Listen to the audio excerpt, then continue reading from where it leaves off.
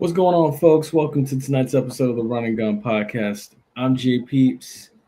That's Chad, finally for the first time. What's going on, Chad? What's going on? Let's get it. Let's run and gun.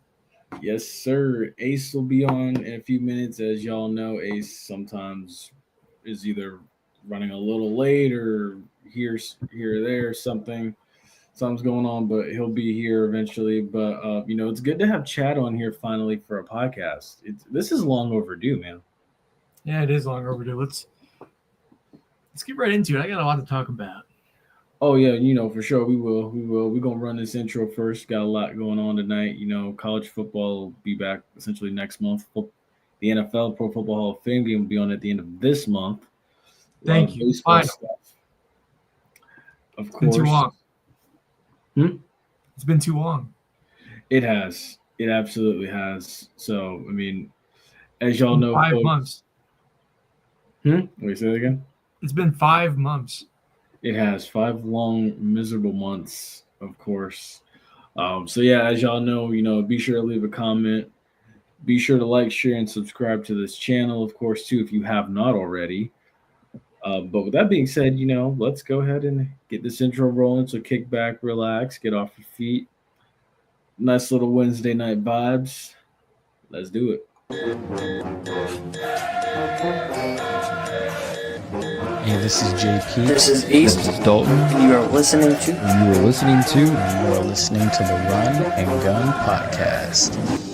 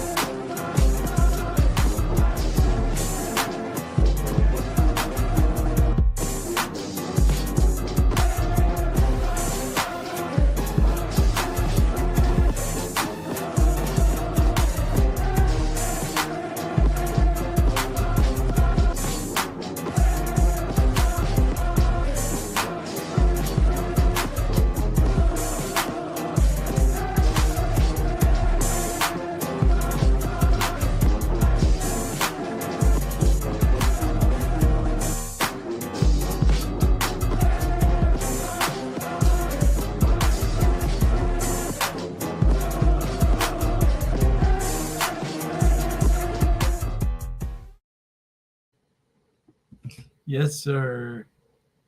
I was gonna say, I know you like that intro. Yes, sir. All right, so without further ado, I guess the first one we can jump into is basically, let's go jump into the NFL. So right out the gate, football's back next month. You got the Pro Football Hall of Fame game, which basically kicks off the season in Canton, Ohio. And as you know, in the Pro Football Hall of Fame game, we will have. Oh my goodness, where is it at? They are not. Why are they? Okay, my bad. Pro Football Hall of Fame game 2025. So yeah, Pro Football Hall of Fame game 2025 will feature the Detroit Lions and the LA Chargers. So, that basically right there kicks off the start of football season. I believe the Hall of Fame ceremony is I think the day after or before. But yeah, so with training camp opening up, let me pose the first one on the floor. What are storylines for training camp this year? We got a lot of storylines for training camp. You got Travis Hunter and the Jaguars. You got Cam Moore and the Titans. You got a bunch of new rookies that are trying to shine. You got Emeka Egbuka and the Bucks. A lot of good players trying to compete for some positions, and there's a lot of good training camps to watch. I'm trying to get to a Bucks game, but unfortunately they're all not a Bucks game, Bucks training camp, but they're all really early. There's only 3 open to the public, man. Come on. Oh yeah, dude. Yeah, that's something that's happened starting with COVID. Ever since COVID, they limit the amount that they have, and then also to it's crazy now. It's just crazy. Plus, they charge for them too now, which I think is also crazy. But as one of our friends of this podcast on another group said, it's crazy how they remember a time where people used to leave Bucks tickets on their car windshield hoping other people would take them, but now it's people are complaining about paying for practices. So it's crazy how times have changed so much. Yeah, it is pretty crazy, but there's a lot of there's a lot of reasons why they do that, and I understand them. That is COVID kind of changed a bunch in sports, but it's annoying. I still want to get out there, And now that I'm working earlier hours now, and it's going to be difficult for me to get out there, but I really want to. I mean, training camp is always a good start to the football season. It's a good time to get out there in the middle of the summer, and especially when it's too early, before it gets too hot. I mean, in Tampa, it's a good time. Yeah. And I will definitely be sure to let you know how it goes for sure. Let's see. Is it sound? Yes, sir. Yes. I had to reset this, bro. Y'all don't even want to know where I've been. I had to go find the cords and all, bro. I've been in between setups. Y'all haven't realized, like backgrounds, everything's messed up. Yeah, I've realized. I've noticed that. Thank you for your service. Anyways, what's up? Yeah, we're talking about training camp. The storyline I'm looking at is I want to see what's going to happen with this TJ Watt situation because right now, it's looking kind of suspect a little bit because you just brought in Jalen Ramsey, and then you brought in Aaron Rodgers. Got rid of Minka. Yeah, got rid of Minka, and then it's like you're paying Jalen Ramsey's contract, and then it's like, all right, you got TJ Watt sitting over here, but he's asking for what are you gonna do? And he's one of the premier pass rushers in the league. You don't just let the guy walk out the door. So it's for Pittsburgh, I feel like I'm gonna be real. They're gonna just keep TJ this year and blow it up next year. Yeah, I think so too. And if they don't, I think this is Oh, can't hear you right now. Yeah, we can't hear you. Something just happened. You cut off, but I'll chime in real quick. It's crazy that TJ Watt is 30 already, and JJ Watt's already gone too. TJ Watt's already 30. He came out of Wisconsin older. Yeah. Yeah. He was like 23 or 24, I think, coming out. Yeah, he must have. That sucks though. But you said this might be his last year. Yeah, Mike Tomlin. I think this is like the OG Steelers' last dance. They honestly, the and Steelers, they're betting it all on Aaron Rodgers, which makes no sense, but whatever. The Steelers need new blood. They need new blood as low key at the head coaching position. Well, high key. They need new blood at the quarterback spot. They just need to need blood everywhere. Yes, they do. I think they're blowing it up next year. The only person I can see coming back, to be real with you, if he produces the way that I expect him to, is DK. That's the only one. Oh yeah, Bill. They just gave him a bag, so he better be coming back. Yeah, that's the only one, man. But at the same time, too, something else interesting happened today. So the Browns got an announcement on their stadium for the future. Ooh. The Ohio governor. Wow. No more dog pound. Yeah, the Ohio governor. So is it going to be a dome or a retractable roof or outdoor? I think it's going to be a dome. I think it's going to be a situation similar to what the Vikings have. So it's going to be a glass dome, probably. Yeah. So is that a rendering right there? Yeah, this is a rendering. Yeah, so it's going to be like that. Heard. Mm-hmm. Yep, they got approved for. That's going to look so out of place in the middle of Cleveland like that. Bruh, one bougie stadium in the middle of Cleveland. No offense to Cleveland, but yeah. Yeah, like right next to like Rocket Loans or whatever it was. Whatever their arena is called now. My thing is this: it's like, look, you have the Indians who have won, or not Indians, can't call them the Indians anymore. Cancel Guardians. Culture. You have the Guardians who have won more championships than the Browns, but yet Indians can't have nice things. But I mean, I like baseball stadiums, to be the way they look now. Baseball stadiums don't need to look like NFL stadiums. So, I mean, I get it. But, a 2-year, $60 billion budget that sets aside unclaimed $600 million funds for the stadium. When's it gonna be ready? That I did not see when I read the article, but I would say probably, if I had to put a guesstimate on it, if it goes as planned, probably by the end of the decade. Yeah, I was thinking like 2030, 2031. Yeah. Or 32. I don't think it'll take them 5 years. Stadiums generally take 4 years. Because the Titans are getting a new one, I think, either this year or next year. Oh yeah, the Titans are too. Yeah. But it's That would funny. be cool, too. Cleveland's getting a new stadium, but the Bengals, who actually need a new stadium, are only getting renovations because the owner's so cheap. Dang. I drove by that stadium, Cincinnati. Well, what did you think of it when you drove by it? I just drove right by it. It was right by the water. I was on a bridge. There's a bridge right there. I didn't get to see much, but I just wanted to throw it out there. And then also too, another Definitely thing not happened. missing much. Yeah. On like when you drive past the Brown Stadium, you're not missing much. I am sure of it. It's one city I do not care to go to. Another thing came out too. They kind of dropped a little hint at it, and apparently there's a couple other teams that are supposed to be getting new ones too. Is it possible that it's coming back? Is it? Yeah, I should have put on the jersey I had. I had the Hardy Nickerson jersey.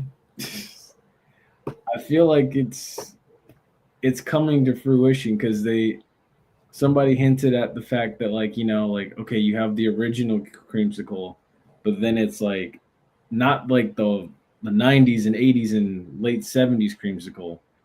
You got like the mid 70s, like the OG creamsicle coming back apparently to make an appearance.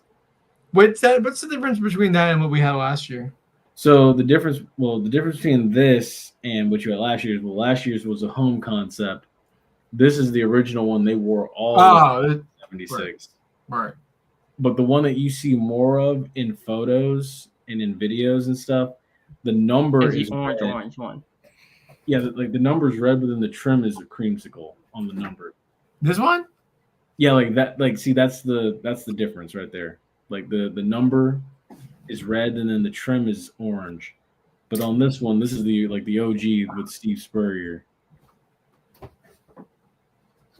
So that's fire, man. We gotta wear that. Yeah, that's awesome. Hey, there's been speculation. I mean, I think something is coming down the pipe. Yeah, what's coming down the pipe? What's the speculation? What's the speculation coming from?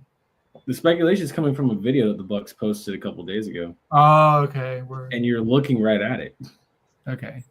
Just imagine that more modernized and not on Steve Spurrier, but on Baker Mayfield. Oh, wow.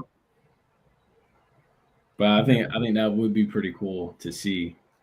But also too, well, I guess I can skip that question now. But also too, there was a trade. I was gonna post this. I was gonna post this. Yeah, you can skip that. Yeah. I guess I can just ask this one though.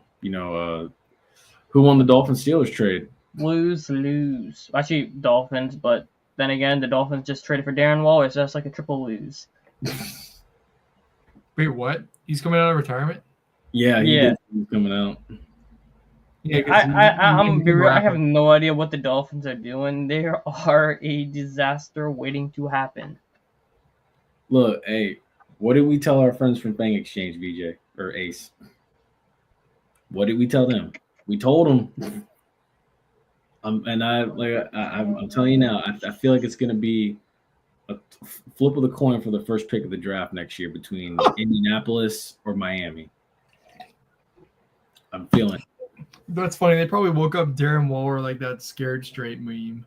Come on, move! And then he's just going to Miami for the good old. Yeah, come on, move! Get up! No, wait, no, Ace, I couldn't hear you. Can you say that a little bit louder? I know, I didn't say that one all the way up.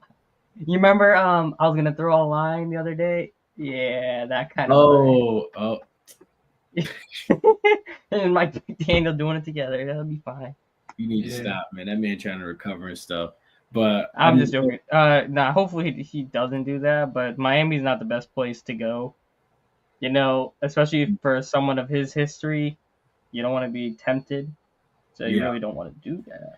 But and I will say I do like it because you get Minkah Fitzpatrick back and stuff. Like you get some added help in the secondary. If you're Tyreek Hill, though, I'm surprised Tyreek Hill hasn't been dealt in a trade yet. To be honest with you, like I said, disaster waiting to happen. Tyreek Hill probably getting traded by training camp. Possibly. Like first week of training camp, they're gonna see it and be like, "Yeah, this ain't worth it." Dealt. And guys always be getting hurt during training camp. Someone's gonna get a wide receiver injury. Tyreek Hill, bang, gone. And also, he might get suspended too, so they're probably waiting for the suspension to hit, and then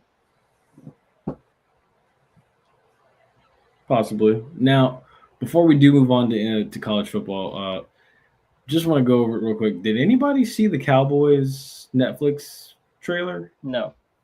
Why would we watch that? Now, I'm gonna be real. Well, okay. I will say, for those of you that don't remember, weren't alive for it, the Cowboys were winners. Yeah, I'm sure that's a good documentary. Last century. Yeah, it was Yeah, last we're century, a quarter century into this century.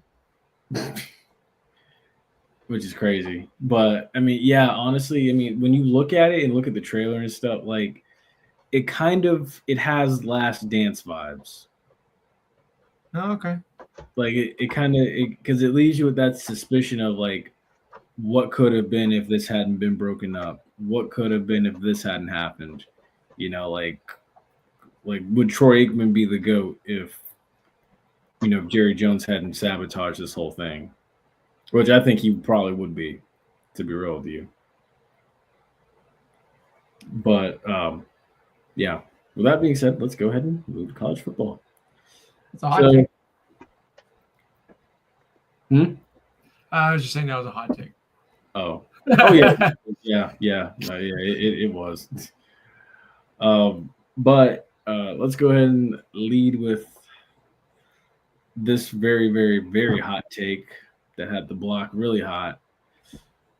So yeah, you actually know what? No, I like it. You're cooked, buddy.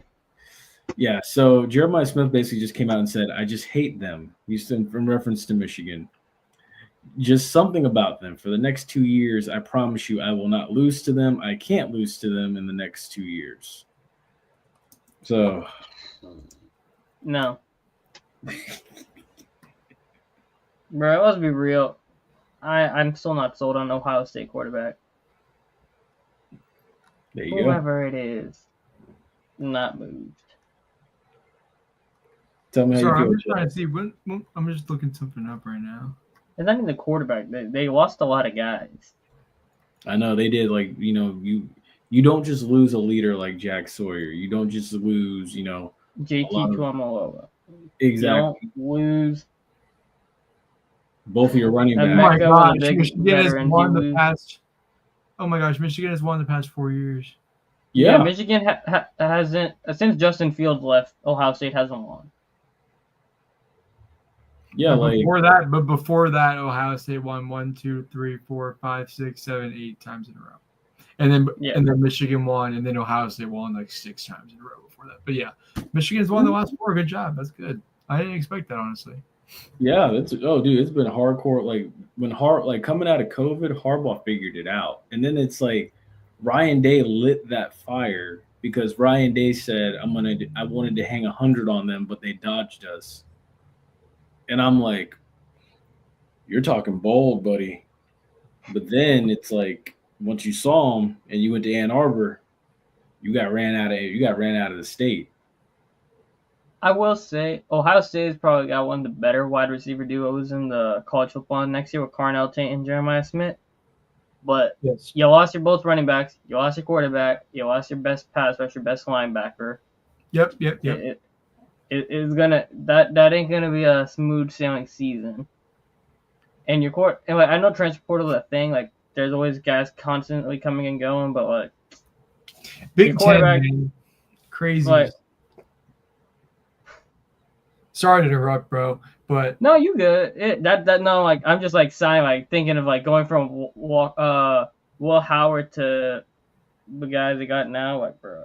Yeah, and I mean, I've looked it up 3 times. I forget every single time because the guy's just not moving me at all. If you ask me, I mean, Michigan and Ohio State, man. Michigan, that was their year. If they didn't win that year, I said they weren't going to win it all, and obviously they aren't winning it all anytime soon, if you ask me. And they got lucky. Same with Ohio State, man. If they didn't win last year, they weren't going to win this year. And they were able to win, and obviously, but unfortunately, because I hate the Big Ten, so. Julian Sain is the guy they got this year. Oh yeah, Julian Sain, former Alabama quarterback or Alabama signee at least.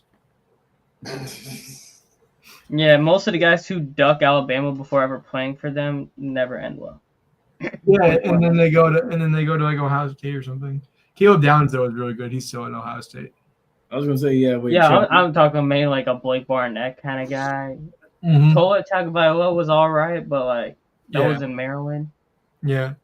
but yeah, Chad. Let me ask you that though. Like, your thoughts on all these guys that like basically like they ducked out on Alabama, ran to Columbus, and got national titles out of it. Yeah, you can say the They're same not- thing for. You can say the same thing about center Seth McLaughlin, who was the center for Alabama when he botched the snap for Jalen Moreau to lose the game to Michigan on 4th and goal, and went on to win the national championship at Ohio State, best center in the league. That's what they voted him as this year. Wow. I mean, y'all did win when Jamison Williams went to Alabama, so I mean, Yeah, I know. I'm obviously. I mean, I'm not going to be mad about it. Alabama's won their fair share of titles, but it's just kind of interesting how that works out. Oh yeah. y'all didn't win when Jamison Williams went there. Y'all lost. Yeah, I forgot. Georgia went back to back those years. And then you've had other people creating, and I think part of this is just like the whole thing of like we need football back because people are just talking crazy now. So recently, this came out about Arch Manning being the best quarterback entering 2025 and the best quarterback prospect since Tim Tebow. And funny enough, someone said Tim Tebow wasn't even the best quarterback on the roster because, I mean, yeah, Cam Newton was there. But, yeah, is Arch Manning the best quarterback entering 2025? He might be. He might be, but not definitively. Well, I have to look at all of the quarterbacks now in the class. Well, I mean, you got not Cam Ward. You got oh my gosh, kid from Florida, DJ Lagway. Cade Yeah. Klubnik. Klubnik's good. Nussmeier at LSU. I'm not throwing Klubnik and Nussmeier and Alvar and leave it. So Yeah, those guys. I'm high on Dante Moore to be a sleeper guy this year from Oregon. Bryce Underwood's gonna be a true freshman from Michigan starting. That's gonna be interesting to see what he does. I like You got Rayola. DJ You got Lagway Arch. and Archie. You DJ like Lagway and Archie. And don't forget the boy from South Carolina. Yeah, and Sellers Yeah. is good too. I was just about to say Yeah. Sellers, but I actually held back on it because I feel like Ace, you are the only familiar. person that is high on great value Patrick Mahomes. Not me. Great value Patrick Mahomes, Chad. That's Rayola. Danny Rayola. Oh yeah, I know that. Yeah. Yeah, I'm like, I just call him great value Patrick Mahomes because like the whole style, the hair, like he just copied everything Patrick Mahomes is. We got one of the top 20 quarterbacks, if you ask me, in the transfer portal right now. At least you got Jake Retzlaff, who had to transfer from BYU because Oh, yeah, because he got laid. That was yeah. hilarious. Man got laid and got kicked out of school. That was like, oof. Dude, you're probably like a legend at BYU now. That's crazy, man. Actually, you know what?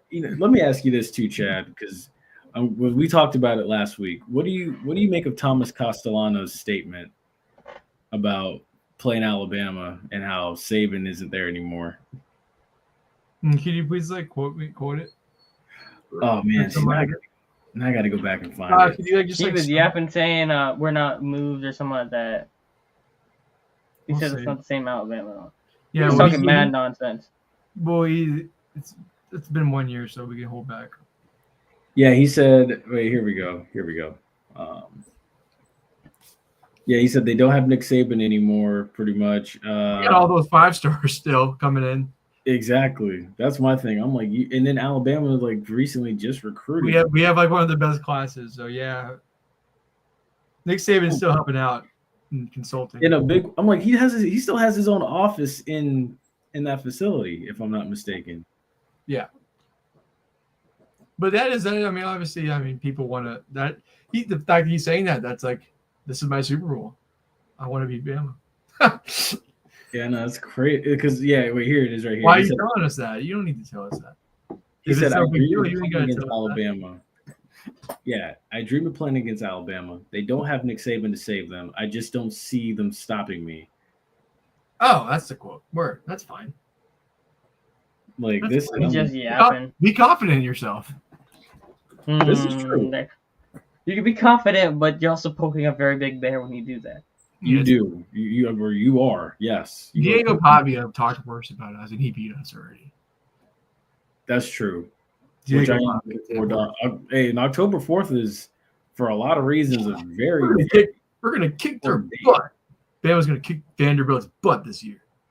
Mark it down. As if that's like a hot take, you know? That's funny. That I had to say that. You know what's crazy is, like, I guess October 4th is gonna be like the back in blood weekend.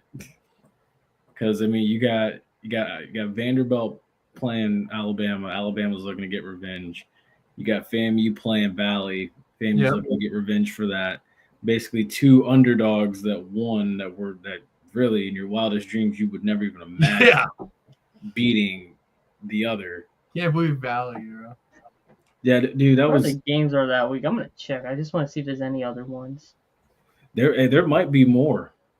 And it's funny enough, while Ace looks that up, funny enough too, yeah, you know, FAMU currently holds the top 5 recruiting class in the FCS as well. So I mean, I know some people don't pay attention to recruiting rankings. I don't either personally.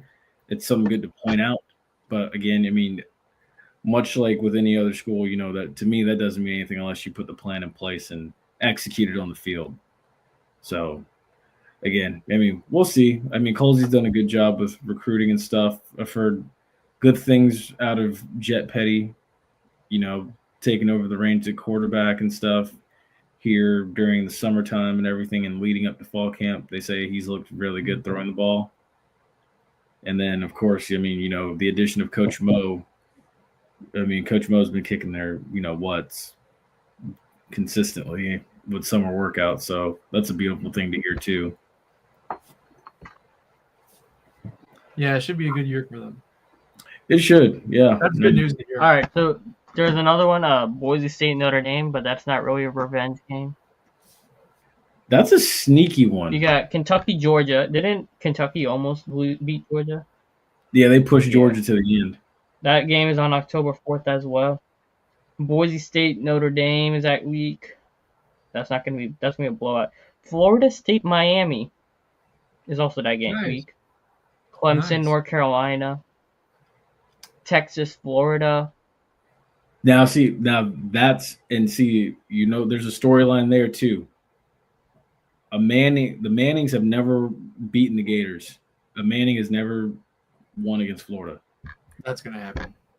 Because I mean, Peyton lost. That's just a coincidence. Yeah, Peyton never beat Florida. Never. Whether in Knoxville or in. How many times did he play him? Played him 4 times. Oh wow, never mind. That's not a coincidence. Yeah, I mean, and I don't think. I mean, Eli was in the SEC West, but I don't think that he was at Ole Miss.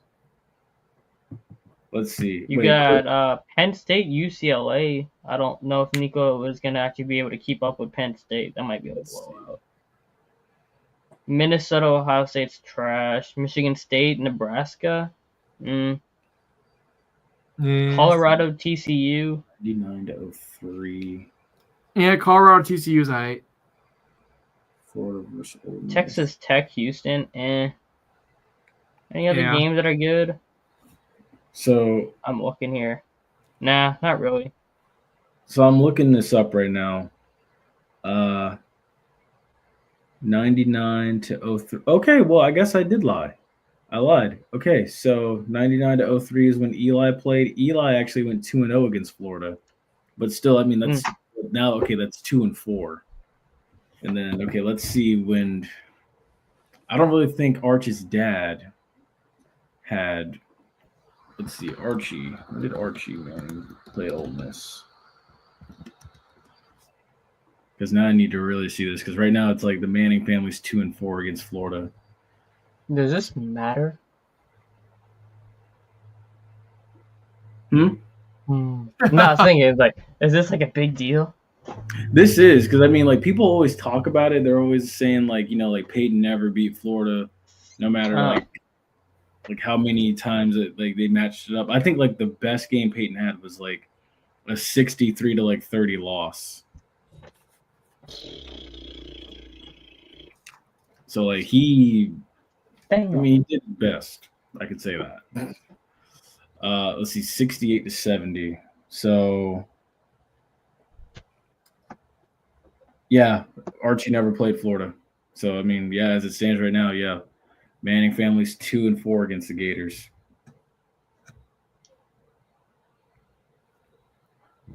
So I Yeah, mean, They'll beat they'll them. still be 3-4 or 3-5. So or 2-5. true. All right, who's ready for some hot topics now? I'm ready for some hot topics We are ready for some hockey and basketball and some baseball. I got you on that. and some baseball. Yes, Junior All right, Caminero so got snubbed. I'm gonna lead off with this right here because as of right now, I mean they're playing each other right now, but this is where we're at. So Yankees 48-37. We're going You got up. the Blue Rays Jays, one game back, and you got the Blue Jays who somehow got one game back too. All these guys right here were all pretty low in the earlier in the season, except for the Yankees, and now we're all caught up. It's pretty crazy because the Yankees were like 10 games back or ahead of us at one point. yeah, dude, no, it's crazy how this is like unfolded. As of right now, this actually, I mean, I don't know if this really helps the Rays or not, but it's like the Blue Jays are up in the top of the fifth, 8-0 on the Yankees. Yeah, so in terms of baseball, Aaron Judge has been, as you all may know, he's been the best player in baseball all year, and the Yankees have a really good pitching duo. Carlos Rodon has actually been really good, and obviously they also have a good pitcher in Max Fried. So the Yankees have always been, I mean, not always been, but recently have been like the team to beat in the division. But the Rays have kind of cooked something up recently because obviously, as Rays fans, we always see them not really like making any big splash additions, but just bringing up talent from the farm system. And these talent like Chandler Simpson, Jake Mangum has been really good for the Rays. Junior Caminero, one of the best players right now as a third baseman, at least. Now, Yeah, the Rays know how to develop their talent. They know how to develop. The thing is, and funny enough, I found this out. Pay them, keep them, and not get them in trouble. Mainly Yeah. not get them in trouble part of the key part there. Yeah, Or not let them get themselves in trouble. thing, which is crazy. That was kind of like a one-off incident. Yeah, but that's also the one-off incident where the one guy they actually paid had the one-off. Yeah, incident. I know. I'm just saying that's just. I know. It's just like so funny when I say it. It's frustrating. But yeah, pretty much. Now I will say, like, and Chad, I'll tell you this, like I told Ace last week. The thing about the Rays that I found interesting was Stu Sternberg. Apparently, like their payroll could be higher. I didn't know this, according to JP Peterson. Like, yeah, the payroll could be higher. It's just Stu's been pocketing a lot of the profits for himself rather than putting it back into the team, into resources. I'm sure. We knew that. That's what he always does. He's a cheap bastard who keeps his money for himself. Because, like, I think what was that number we pulled up? Like, they would be like 15th in Major League Baseball as far as payroll if they actually put that money back into the team, whereas now they're like 25th or 28th. They're at the bottom with the mark. It will be a great day when he sells that team. Oh, I hope they can't come soon enough. They would immediately have like a Washington. Well, they're kind of not like Washington was, but it'll be kind of like as soon as they get new ownership in, they're gonna be competing right up, and they might actually win it. Like they've had like a couple of times they were in it to win it kind of situation, like 2020 obviously, and 2008. Mm-hmm. But like, you get them an owner willing to spend with like when you got the type of guys they got in the farm system, yeah, they're gonna be right in it. Oh yeah, and then plus not to mention swaying free agents from other teams to come here as well. Who doesn't love the sunshine and palm trees? Exactly, that's what I always say. It's pretty interesting because the Rays and the Yankees both have a really unique ballpark, and the fact that right field is non-existent, and that's going to be kind of a challenge. Obviously, it's always been a challenge for the Yankees, but they've been able to work around it. And the Rays they really struggled at first at home. They had a really bad start to at home, but now they're doing good at home, and it's crazy how they've worked around it. But they've always had good pitching. Actually, at the Trop, it's different.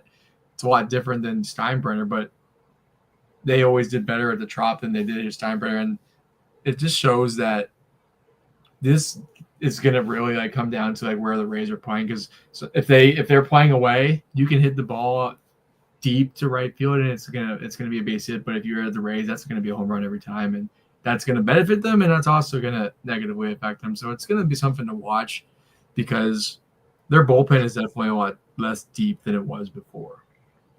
Facts. They actually they're thinking about getting another closer, but Fairbanks has been pretty decent this year. I mean, he's been all right. He's been there a couple of years. Yeah, he's been there for a couple years, but I'm going to give a shout out to the top performers of baseball you probably never heard of. That's what I'm going to do right now. So shout out to James Wood from Washington Nationals, former IMG Academy baseball player who now has 22 home runs, 65 RBIs, 12 stolen bases, and he hits for 283. Shout out to James Wood. Washington Nationals, one of the best players in the league right now, and you probably never heard of him. Have you? Pretty much. Nice. Yeah. So hey, with the 28-3, that's all I needed to hear. I'm going to make sure I do that every time we talk about baseball. Shout out to one of these good players you've never heard of. Hey, that's not a bad idea. Yeah, right. we could never do that. Me and Peace, we don't watch enough baseball for that. Yeah, I'll try. But man, it's hard, especially to get. But also too, one other thing. Yesterday was Bobby Bonilla Day. Every July 1st from now till 2035. So he's got 10 more years of getting paid still. So basically, he continues to receive payments from the Mets due to a deferred contract. Were basically due to a deferred contract agreed upon in 2000. Instead of paying his lump sum when he was released, the Mets opted to defer to paying him $5.9 million with only 8% interest to be paid out annually from 2011 to 2035. And then, obviously that money value changed. Yeah, like basically this has resulted in an annual payment of approximately $1.19 million to Bobby Bonilla. So every July 1st now, Bobby Bonilla Day. What do you think he's doing today? On a boat. Enjoying $1.9 million. You think he's in like the Maldives? Probably out on a boat somewhere. Probably. Somewhere where that money's not getting taxed. Yeah. I would be on a boat somewhere. I'd be, I'd probably build me a house with a 3-car garage. I'd probably live quietly. Build a nice house, live quietly. It's kind of one of those things. I'm getting in $1 million every year doing nothing. Yeah, sign me up. I think, it's one of those old adages where it's like, I wouldn't show off I wouldn't be like loud about it, but there would be signs. All of a sudden, it's like, hey, how'd that boat get in your front yard? Man, look. Yeah, don't worry about that, guys. Yeah, just don't worry about that. I got lucky. Randall, get it to me. I want to scratch off. There you go. Hey, or it's like from one of the Martin Lawrence movies. Like, I don't know why, but I got money in my pocket for some reason.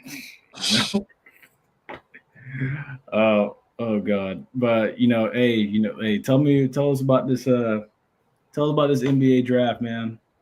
All right, where do you want to start? The dumb stuff or the smart stuff? Let's just go from pick 1 to 30, but like obviously we don't need to spend. Oh my God. All right. Fine. We don't need to spend so much time on it though. We can just do like a quick. All right, I'm gonna go fast on this. Let me just pull up just like a sentence or two on results. All right, number 1 pick, we already know Cooper Flag to the Mavs. Like, Watery Riggs, who cares? That's a good addition for them. They should be fine, even though they sold their soul to the devil for Adam Silver. I should say, did that.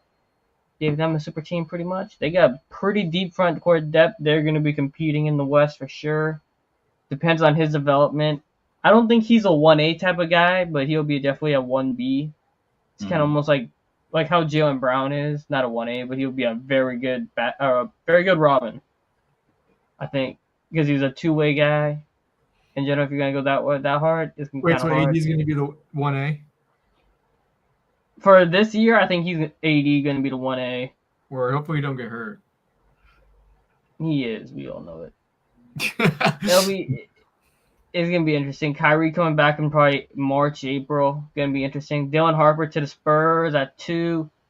I don't think he starts this year. Most likely, he might not. I'm not sure. De'Aaron Fox is locked in at point guard, bearing a Giannis trade. Stephon Castle most likely is going to be your 2. Devin Vassell is going to be your 3, or Harrison Barnes, depending on what San Antonio does the rest of the offseason. You got Giannis. You brought in Frank Korkmaz from Boston. That's going to be your backup center there. So San Antonio got some dogs. We know they're going to be good. Locked into the number 2 pick for that. VJ Edgecombe to the Sixers at 3. He most likely will be playing the 3 in Philadelphia, as they have Jared McCain at point guard, Tyrese Maxey at the shooting guard position. So he'll probably go starting his career at the 3. Or as a backup 2 behind Paul George, bearing Paul George's health. As we saw last year, he's not healthy. So he's going to learn from Paul George. That's going to probably help him a lot, though. A lot of guys imitate their play style like Brandon Miller did with Paul George's game. That might help his development actually progress further along than anticipated. So Philadelphia, they're kind of in a weird limbo kind of position where it's like they have guys for the future, said with McCain, Maxey, and Edgecombe, but they have 2 massive contracts for win now. Very often hurt guys, and Embiid and Paul George, who take up almost $100 million in their salary cap. So there's that. Number 4, Con Kneppel to Charlotte. Very interesting addition. I'm curious to see what Charlotte's plan is, because you got LaMelo, you got Kneppel, you re-signed Trey Mann, and you went and added Spencer Dinwiddie today. So it's gonna be a little interesting if that. I like this pick. That's a good pick. I think he's a good, smart IQ player. That's not obviously going to be the main option. Lamelo's a good passer. Con's a good shooter. Con's a good passer. He's got length, and he's a good defender. He got Brandon Miller and company. So that's and a good defense. Yeah. So I agree. Charlotte is interesting though. They're big. Their center position definitely. They got a guy. They got William McNeely also in the I believe end of the first. Yeah, he got traded to Charlotte. So in the Mark Williams trade, William McNeely did go to also Charlotte. So they got 2 shooting guards, basically added Trey Mann back and Spencer Dinwiddie. So guard rotation is kind of stacked right now, unless somehow they shock the world and trade LaMelo Ball for like a haul, which they could do. But I don't think they trade LaMelo until next year. I think that's coming, but it's not this year. So gotta keep an eye on that. Charlotte's might be a play-in team. I don't think they're a playoff team. They're pretty young still. Yeah, they're not gonna be good. Like they'll be like a 12 through 12 to 9 seed, like a 9 to 12 seed. Well, hopefully Brandon Miller takes a step as like a certified 2 for them. Okay. If he does do that, I could see them probably going up to like a 7 seed. Yeah, like 8 seed. Their front court depth is the biggest question mark. You only got Miles Bridges really there. When you pull up their roster here, and I'm sure, but I don't think their front court depth is that good. Miles Bridges is very decent as well. Yeah, outside of his personality issues, he's pretty good. They got TJ Salon last year to be their backup 4. He got drafted, I believe, like 8 overall. He's still developing. He's 6'9", 3-and-D kind of guy. So if he progresses a little better, that could be good for them. But they got Grant Williams. Oh, yeah, Ryan Kalkbrenner. That's who their center is now. They drafted him in the 2nd round, but I'm not going to go too much into him. He's a good older type center, but he's probably going to start right away. He's 23, so given they have no centers else beside Nurkic on the roster, yeah, their center depth is kind of lacking. That's the only thing holding them back, but they should be kind of, I don't know, I wouldn't say good team, but they're not going to be terrible like how they were this year. Number 5 overall, Ace Bailey to the Jazz. This is one of the more confused handling of a draft pick I've seen recently. But especially like Bailey made it clear he did not want to go to Utah. Utah said, we're still taking you. We don't care. And then they said they're going to have his agent be like a coaching capacity in Summer League, which I've never heard of before. And he's allegedly an ex-convict, so take that with a grain of salt. I'm dead serious. You can look it up. Sweet Jesus, God. What'd you say, Chad? I said, oh, that's good. Yeah. So yeah, high upside boomer bust type guy. Kind of reminds me like he's got all the talent in the world. Can I take the next couple ones? Yeah, sure. Just after you're done with this one. After you're done with it, I just want to make sure. No, you can go. Because I know all the next guys from college football or college basketball. Yeah, dunk yourself out. Well, Trey Johnson is obviously one of the better guards in the draft, and he has great size. I mean, he's 6'5". My favorite pick of the first top 10. Yeah, he's one of the dynamic shot makers, and he really likes to put pressure on defenses, and that's going to be great for Washington because they needed that. I mean, I don't even remember at this very moment. I don't know who their point guard is. So, Bob Carrington is actually he got decent, very good potential. I like him a lot. I watched this. I think it is backcourt of Bub Carrington and Trey Johnson, and I kind of go back to the Wall Beal era, but kind of like just like a step below it right now. They're not as talented. Yeah, Bub highly athletic, can shoot the ball when he needs to. Pretty good playmaker. Trey Johnson, kind of like Bradley Beal, just certified bucket getter.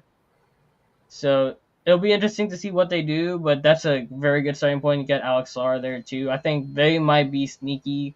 I don't think they're going to be bottom of the draft unless they willingly tank because their pick is top 8 protected, so it'll go to New York if they pick 9. So they might willingly tank as this class is very top-heavy draft-wise, but they got a good solid core. Interesting. I do like that core of that young core. And Koulibaly too. Yeah, Koulibaly and Sarr and Johnson and Carrington. That's good. And then on the other side of the SEC, Fears, the new SEC edition from OU, is also very, very pretty young kid still. I'm pretty sure he's like pretty young as far as I know, because I know he enrolled in Oklahoma at 17 at least. So, but yeah, he's young and he's very boomer bust. If he's handled development wise, he could be a superstar. It was something that like I watched him this year. I was like, oh, I didn't know this guy was like a top 10 pick, but I see the boomer bust potential and like the developmental potential. But as far as the Pelicans go, the Pelicans are kind of questionable all over. Dallas Mavericks player development coach Sham God has agreed to join the Orlando Magic as an assistant coach. He has worked with the Mavericks since 2019 and now receives a larger role in Orlando. That's a big move. And then the next couple picks, I don't know how to say this guy's name. It's like Eor Demeen, and then Colin Murray from BYU, and then Common. He's basically Timu Josh Giddey. Those guys are all solid picks from college basketball that were all stars. And then Cedric Howard was actually going to be almost an Alabama or Duke player. He ended up deciding going to Duke, but then he ended up deciding to go to the NBA draft, and then he ended up going to 11. So that was like a really fast development for him. So good for him. He went from second to first. Apparently, Memphis wanted him bad, according to like certain reports. Like Memphis, the reason they dealt Bane was so they can get money to re-sign them, but they also wanted to get in position because they didn't have a first-round pick this year. They want to get that first this year and also have a chance at him. That's why they gave up another first-round pick to move up and get him, which no one's really talking about. Like, everybody killed New Orleans for moving up 10 spots, giving up an unprotected first, but Memphis moved up 5 spots, giving up an unprotected first. So, yeah. Although it wasn't their own, it was the Magic own.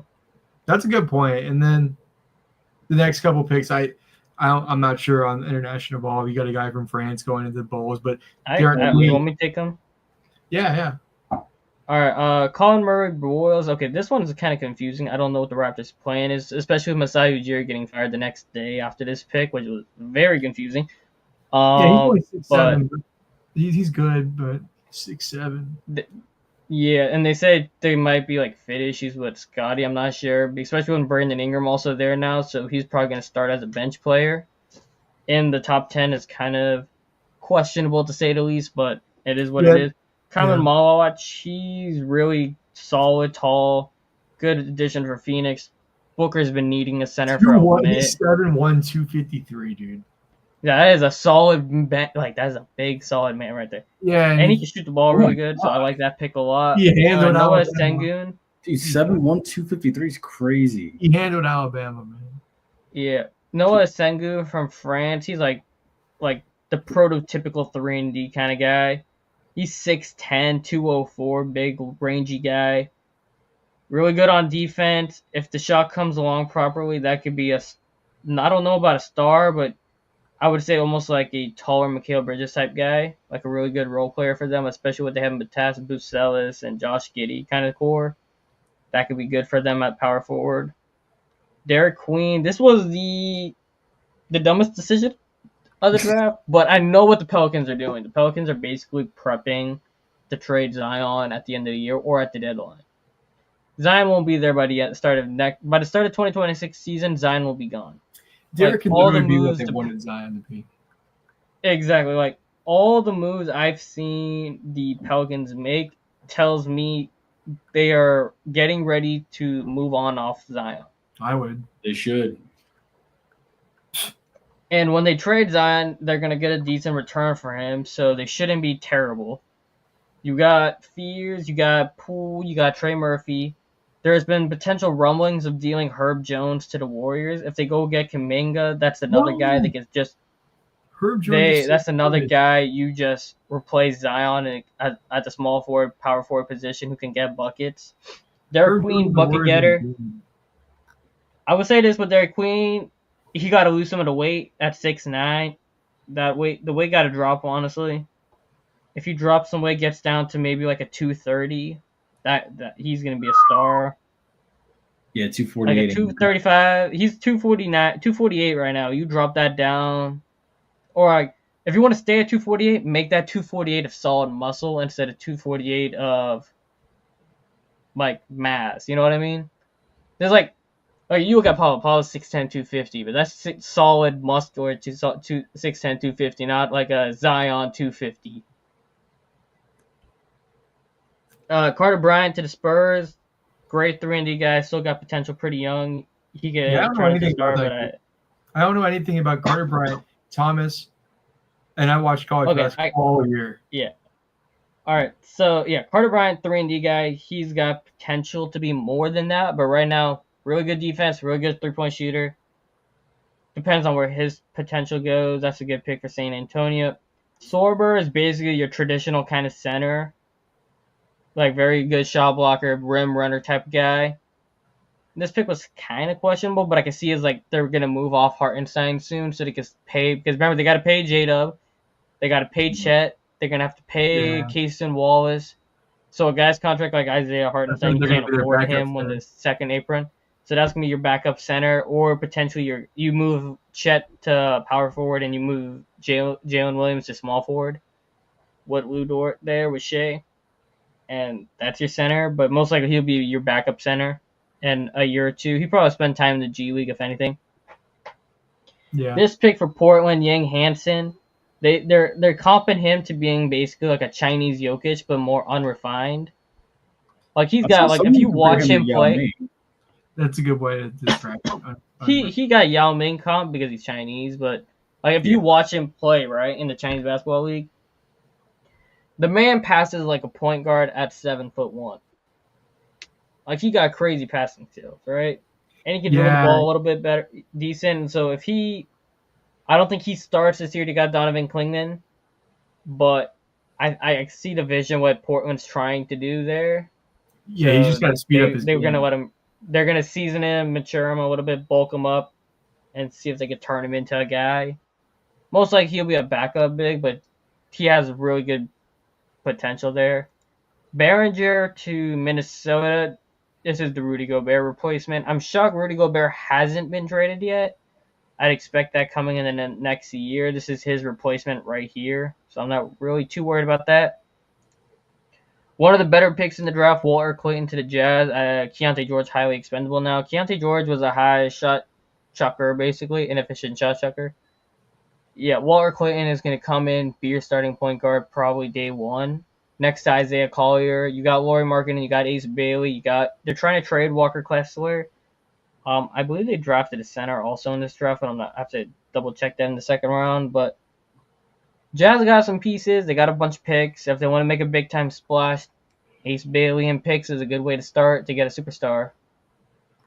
So, hey, Jazz have always been a competitive franchise. The guy who owns the Jazz also owns the Utah Mammoth now. Pardon me. Oh yeah, the Mammoth went in NHL free agency. They were dealing. They got some guys. They're getting ready to win now. And the Jazz owner is the Utah owner. He don't mess around. He want to win. So he's gonna tell Danny Ainge, all right, enough of pick hauling. You need to start making moves to get better now and winning now because they've been bad since they dealt Donovan Mitchell. All right, steal number 1 of the draft. Kasparas Yakachonis to Miami Heat. He is solid 6'5", big, one of the better pick and roll guys. He has turnover and shooting issues, but next to Tyler Hero, you're not gonna have to worry about that too much. The Heat have 4 very good players, like decent players, I should say, with Yakachonis, Hero, Bam, and Ware. Small forward is their biggest issue right now. I don't know if it's gonna be Nikola Jovic or Yami Jaquez. They definitely need to upgrade there. They just lost Duncan Robinson to the Detroit Pistons. So it's going to be interesting to see what he do. Their bench is kind of lacking also. So take it as you will with that. Will Riley to, I believe this pick's going, Washington. He's 6'8". I believe he's like a shooting guard small forward. I'm not very big on him, but he has good potential. He's rangy, plays defense, kind of. And he shot 33% on threes, but with his size and length, it's kind of obvious to see why teams would like him as a defender. If the shot comes around, that's good for them. Probably will be a bench player, though. Drake Powell to Brooklyn. This was actually the only pick I actually liked from them, from North Carolina. Really good 3-and-D player, 38% from 3. If he gets a bigger role, maybe he does something. Otherwise, he's a solid player, like a safe pick, if you know what I mean. Yeah. The next guy, Asa Newell, he's not going far. He's going from Athens to Atlanta. He's one of the best players. I thought he was one of the best players in college basketball as a freshman, and he's got a lot of size, mobility, and really just good touch. And he made Georgia. The only reason he fell to 22 is because he's not big enough to be a power forward, but he's not mobile enough to be a small forward, so he's kind of in between them. So if he bulks up to play power forward or he gets a little faster to play small forward, I think that's how you get a really, really good player out of him. Otherwise, he's going to be kind of like a tweener in between. So where he's going to be a really solid role player. But if you want like a star, he's got to figure out which position and like master it. You know what I mean? Yeah. I also think I think all these next 3 picks are pretty good, but after that, I don't really know much about. All right, like Ben Clifford. Yeah, Nick Clifford. Sacramento needed defense. Their defense was terrible last year, one of the worst. Like you watch Sacramento basketball, you wanted to gouge your eyes out. And they're bringing in Dennis Schroeder. They're desperately trying to get rid of Malik Monk. I don't know what Sacramento's doing. Like their moves are highly questionable. Like especially trying to build a team around Zach LaVine, DeMar DeRozan, and Domantas Sabonis. That team sucks. Let's get that out of the way. But they won defense. Nick Clifford plays defense and he shoots the ball. You know he's an older player. So yeah. Steal number 2 of the draft, Jace Richardson to the Magic. I told y'all this yesterday. I said if you looked at Jace Richardson play, you see James Harden and Chris Paul's body. The only knock on Jace Richardson, Orlando Magic. I'm sorry. The only knock on Jace Richardson really is his height.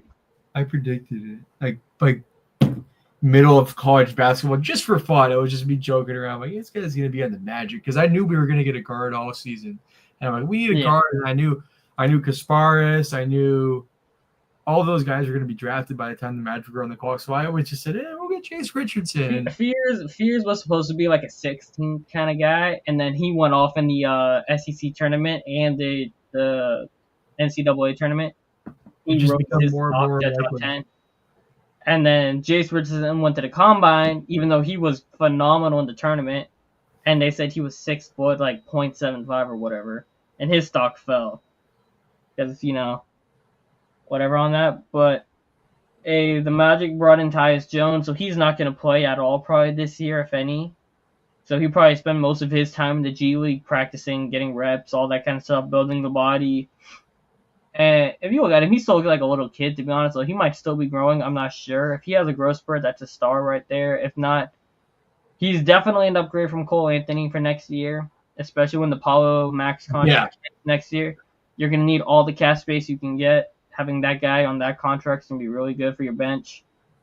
And if Jalen Suggs has another major injury, that's your point guard one right there, if he develops properly this year. Next two picks, Ben Saraf. I know nothing about him. I know he was playing in the Israeli league. Yeah, I don't know about him. He's kind of like a Yegor Demon or whatever his name is, from who they took earlier in the draft. Tall, dribble, can't shoot. So take that what you will. Danny Wolf to the Nets also. Big, tall, very good handle for a center, but age, defense, kind of a question mark. Turnovers, big. Hugo Gonzalez to the Celtics. Kind of like this pick for them. He could potentially be like, not like how Derek White is, but almost like the exact opposite of Derek White, where Derek White's small and defensive. He could be more skilled, taller, bigger, but also defensive. If he develops the shot and refines the handle and all that, he could be pretty good for them off the bench to start. And then once they deal Derek White for the contracts, that's your point guard one right there. I already talked about Liam McNeely and Jan Coleman Niederhauser. Yeah, I know nothing about him, but that's gonna be your he probably won't play this year, but you got Zubac starting. You signed Brook Lopez in free agency for the Clippers. Yeah, he's probably not gonna play. He'll be your third string center, but he's gonna develop, and he'll probably be your backup big to Zubac. Or if you look at the Clippers contract books, right? All their contracts are over in 2027. Kawhi, Harden, Powell, like all those big contracts gone. They get their picks coming back in 2027. The Paul George trade is finally over. So I think that's when the Clippers reset, and he could be one of their pieces for the future at that point. All right, so before Chad goes, let's go ahead and knock out this take it or leave it. So first take it or leave it before Chad heads out. TJ Watt will be on a new team by week 1. Take it or leave it. You go first, VJ. I'm gonna take that. I'll leave. I'm gonna take it, but I'm gonna put it in my back pocket. If that makes sense. Well, that's okay. Do it. We gotta do different ones. I'll leave it. You'll leave it. All right. Yeah. I don't think he'll be there next year. I think he will. I'm devil's advocate. Here's the other one. Take it or leave it. Michigan will once again beat Ohio State this year. The game is in the big house this year. Take it. Yeah, I'm taking it. Let me look it up. I'm gonna take big noon kickoff on Fox at 12 o'clock. Wow, 12 o'clock. This game's in Michigan. I'm taking it. Yeah, I know they have a true freshman at cornerback. I'm still taking it.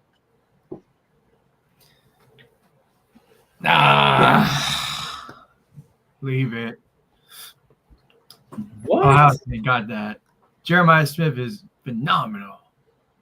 Okay. Will Johnson is gone. He's not coming through that door. All right, let's see. You got the next one here. Take it or leave it. The AL East will come down to September to decide the winner. Yeah. We got a three-headed monster right now. Take it. I'm taking it too. Take it or leave it. The Dolphins won the Minka Ramsey trade. Take it. I'll take it too. It's kind of lateral. But then they got Johnny Smith. And then here's the last one. Take it or leave it. Arch Manning will live up to the hype in 2025. He I don't know. won't, but They're overhyping the crap out of him, so maybe not that aspect, but he will be good. I'm not expecting him to win a Heisman, but I do think like his draft stock is going to be like Mel Kiper is going to have like a massive erection. He's going to have 31. He's going to have like 30 touchdowns and like 8 interceptions. You know, I was thinking that number too. I was thinking 8 or 9.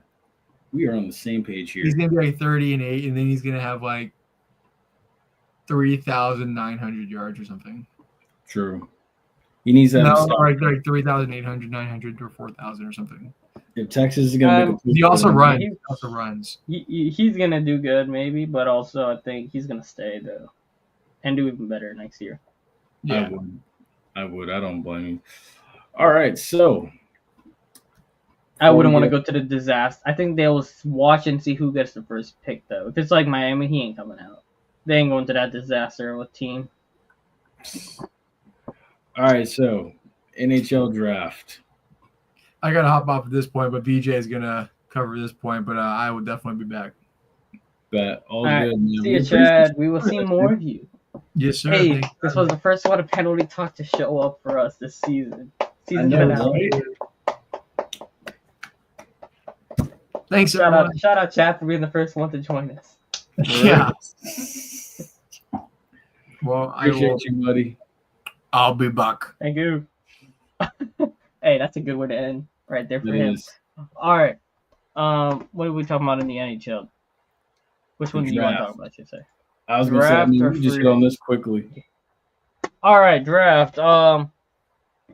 Islanders definitely won. Hurricanes got a couple decent guys. I like the Hurricanes. I like the Islanders picks. Lightning, the second round pick, he's going to be in the NHL in the next 3 years. I just don't know if he will be like, he probably won't be a star, but he'll be like either a second or third center. Mm-hmm. Most likely like a third line center kind of guy. So in the second round, like, given the Lightning's desperate need for talent, it makes sense. You get a guy who's going to be able to contribute for your team no matter what. Correct. And we already know they got a lot of stars, so they're not desperate. But they will be in the next 5 years, but there's solutions for that I'll talk about in a minute. Islanders, yeah. You took Schaefer, number 1. That's your defenseman of the future right there. That's basically like a Hedman type guy. They take at 1. They gave the Islanders an A+.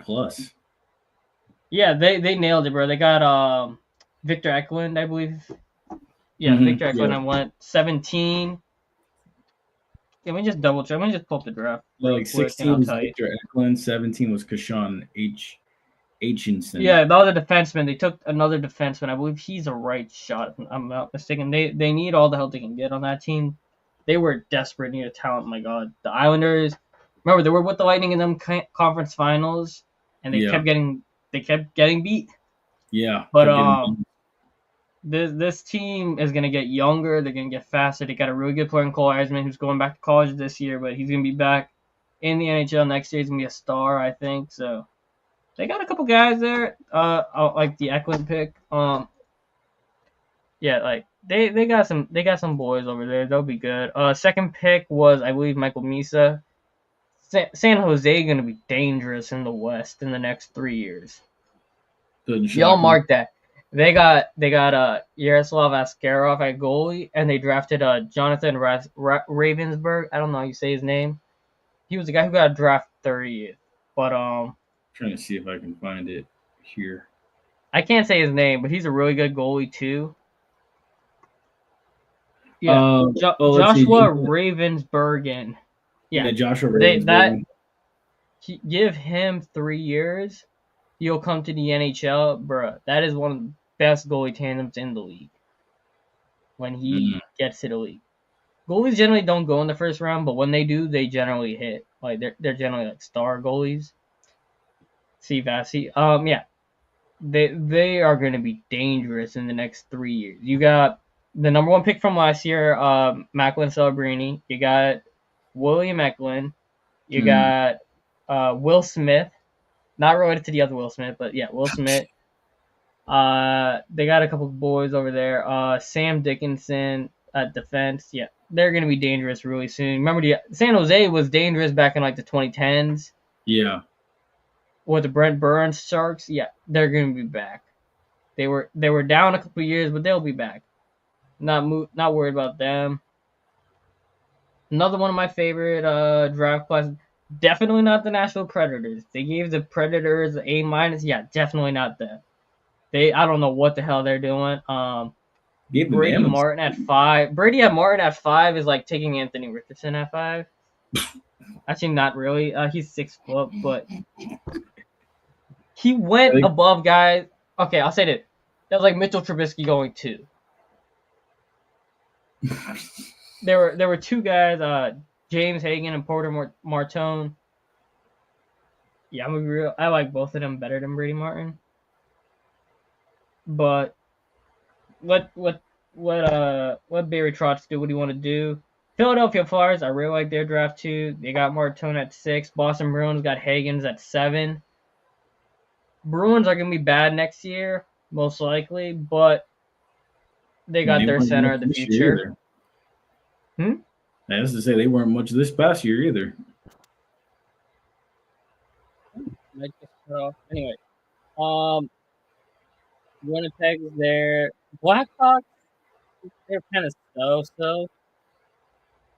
I didn't really care for theirs. Montreal gave 2 first-round picks for Noah Dobson, who was the former number 1 defenseman for the Islanders before they took Schaefer to replace him, basically.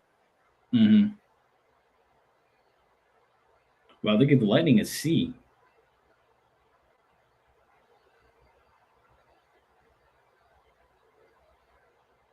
Oh, you're muted.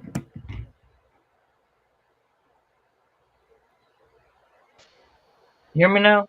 Yeah, you're good. All right, Kings. I don't know what you're doing. Wild, they're so didn't like either one of their drafts. Didn't like the Devils. Penguins Penguins got a. What is going on with my stuff? They're like stuff is funking out here. Penguins got some boys. They got a lot of. Jeez, they loaded up. The Penguins are prepping for the post Crosby Malkin era. I believe Malkin's gonna get dealt this coming month. Maybe Malkin and Crosby will both be gone by the deadline. I'll say that. Mm-hmm. They are prepping for a new era in Pittsburgh. Utah Mammoth, they got Desnoyers. I said his name wrong. I have no idea how to say it. Desnoyers? Caleb Desnoyers? It is. You muted again.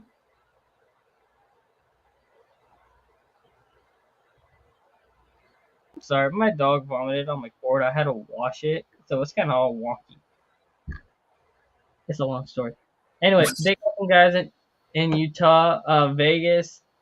They got Marner, so they really don't care. I could care less about the draft. They just added a 100-point player for free, basically. Yeah, I could see that. Blue Jackets got some guys. They were good this year. They're going to be even more dangerous in the Metropolitan next year. Dallas they don't have much picks because gave them all up for Rantanen, but they'll be fine. They got a new goalie. They got a dude named Charlie Paquette. I wonder if he's related to the former Lightning Cedric Paquette. That's hilarious. Sorry, I got distracted. St. Louis Blues, they had 3 picks. I don't know much about them, so I can't talk on that. Vancouver Canucks, from the guys I know here, it's a so-so draft. For I don't know what the hell Buffalo Sabres are doing. They are operating out of with their head up their butt pretty much. Edmonton, they got a couple guys. It's more boom or bust than anything. Yeah. The Rangers got a good guy like him, Malcolm Spence. Right. If he hits, that's a good draft. Otherwise, not really. So, now coming to the Lightning, Cesada, who they took in the second round, I told you, he's going to make the draft. He's kind of like how Hagel and Cirelli play, like a pesky, really good defensive forward. If the offense comes around, he could be a top 6 guy. If not, he most likely will pan out to be like a third liner, which is still better. Most guys you draft and outside the first, like, they most of the time they don't even make the NHL. So if they make the NHL, I view that as a win. They have two guys here who I really like. Benjamin Rotalainen. I think I said his name wrong. He's a bit older. Rotalainen. Yeah, I'm sure we're saying that wrong, but whatever. Don't kill us Finns. Don't kill us Finnish people. Anyway, yeah, he's like, you watch him play. He kind of like moves like how Point moves. He's 6 foot, a little bit undersized, but it's not the end of the world. He's really skilled. He's 20 years old, so he's a little older than most prospects for hockey. But he's gonna go to the AHL next year. You could even see him in the NHL in the next 2 years, probably, maybe. That's like ideal. He's really good. I don't like the Aiden Foster pick. I like the Everett Baldwin pick at defense. They desperately needed a good defenseman who has skill, so give him like 4 years, maybe 3-4 years. Might take a while for him, but he's coming from like a smaller school, so he's kind of like coming from D2, but really skilled. You know what I mean? Yeah. Yeah, that's basically what he is. If he hits, he hits. That's pretty good for the 5th round. Can't go wrong with that. They got a dude from Russia in the 7th round, Roman Letsev, really skilled guy. If he probably take a couple years to come over from the KHL, but if he comes over, that's a win right there. Yeah. Other guys are 7th round picks. I don't really care. The other 3 teams, Maple Leafs, Avalanche, and Panthers. Like, Panthers managed to keep their 3 key guys, so they win no matter what. Yeah. And Avalanche are gonna be, they're kind of be mid, but I kind of get sick watching the Panthers because the Lightning got screwed by COVID, remember the cap didn't go up for COVID? Yeah. So they had to lose a bunch of guys, while Florida, the cap's going up like gigantic amounts, so they get to keep their guys, which kind of sucks. Yeah, because they've already kept Bradley Marchand and a couple others. They kept Marchand, they kept Bennett, they kept geez, now I'm forgetting that stupid Ekblad. Almost said Ekberg, no worry. So yeah, there's you guys. The Lightning signed a Jacob Patelli last night. It was like 1 a.m. My phone blew up for that one. He's former 1st round pick. He got dealt a bad hand. It's kind of like playing for like 2 really crappy coaches who hate young players. Mm-hmm. Like, if you imagine you got drafted to like really bad coaches, yeah, that's what happened to him. He got stuck with Brian Sutter in Calgary, who hated young players. Didn't get to develop properly. He got fired. He finally showed up in Calgary. They trade him to the Flyers, who had Tortorella. We all know Tortorella hates young players. He didn't get much play time to start in Philadelphia this year. And then Tortorella got fired. Offense picked up, but they have a lot of wing depth in Philadelphia now, so they didn't offer sheet him. So, yeah. So the Lightning get him. He's going to be boomer bust, but they'll probably stick him in the AHL to start the year, give him that good old magic seasoning that they give all their players. He'll come up probably like, if anything, he might actually make the team out of camp. I don't know. But the wing depth is kind of straight right now, so it's going to be kind of hard to see where he fits. But he might come in like, if there's an injury, he's going to come for sure, first guy up. Or you're going to see him by November. November, December. All right. And that, folks, is going to do it for our season finale. I yapped. Keep y'all's head up for any breaking news. Giannis might get traded. Might not. They did Dame dirty as hell. We didn't talk about that. Oh my god, they did Dame dirty as hell.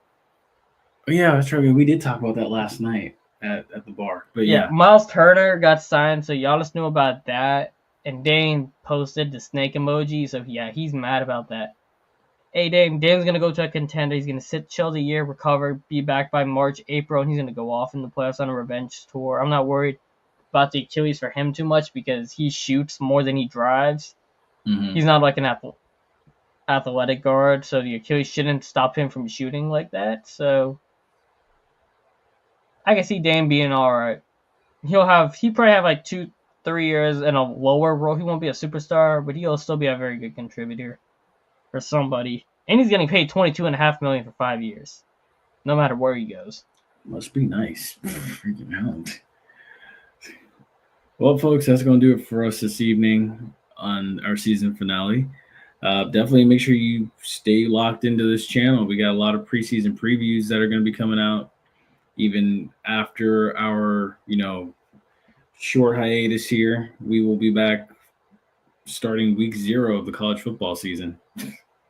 And if any breaking news happens for NHL or NBA, I will do a video on that. I expect Isaac Howard to get traded in the next week or so. So when he gets traded, depending on the return, I might make a video for that. So I'll keep up for that. If the Magic make any more moves, I'm gonna make a video for that. You never know. Yeah. I'm not making no videos for the Saints. Saints are gonna piss me off. I don't care. But we'll make videos. Preseason breakdowns dropping for sure. The preseason breakdown for FAMU will drop. Yeah, it's all coming. Don't worry. Just because we are going HBCU only podcast coming soon. You never know. Possibly. It could be in the works. But yeah, so this was a good season. We had the Girls and Fang Exchange on. We had Chad on. We had a lot of guests on this season. We came out strong.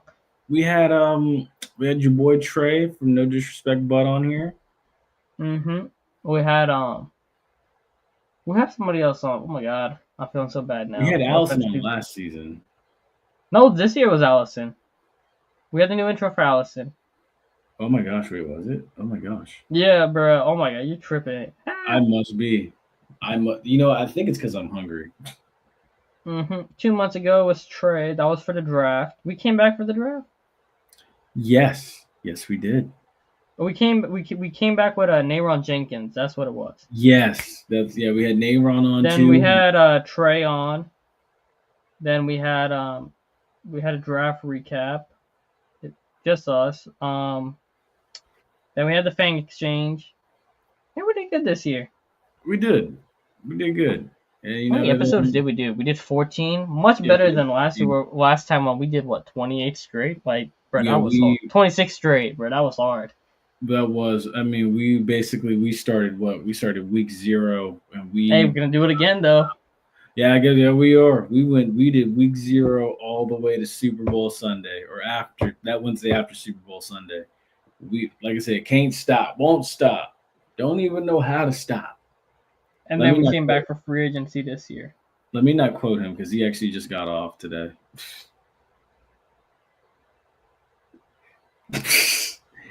That's evil.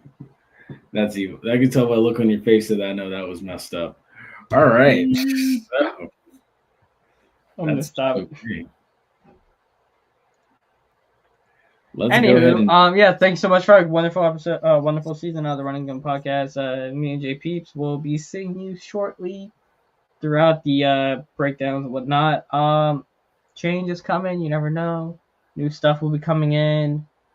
Can't wait for next season. We'll take this thing to come up with new ideas. You never know. Might rework the intro a bit. I'm gonna shorten it. It's kind of long. I ain't gonna lie. Yeah. I'm gonna shorten that up, fix it up, improve the editing skills. Yeah, you and Mr. Sasser could work on that. Be a friend, tell a friend, like, share, subscribe. Who knows? Maybe more people from Penalty Talk actually come. All right, folks. Y'all take care. Good night.